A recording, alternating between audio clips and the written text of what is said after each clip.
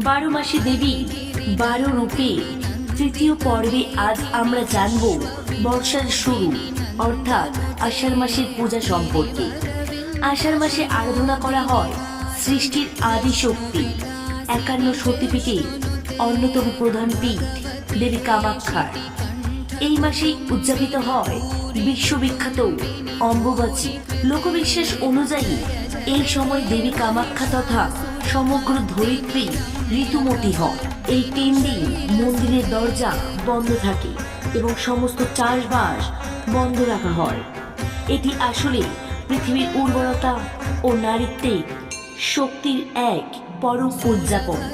চতুর্থ দিনে যখন মন্দিরের দ্বার খোলে তখন দেবী আশীর্বাদী লাল কাপড় পাওয়ার জন্য দেশ বিদেশ থেকে লক্ষ লক্ষ ভক্ত ভিড় জমান। মায়ের এই রূপ আমাদের শেখায় যে প্রকৃতি আমাদের আসল জন্মদাত্রী, যা সমস্ত সৃষ্টিকে টিকিয়ে রেখেছে।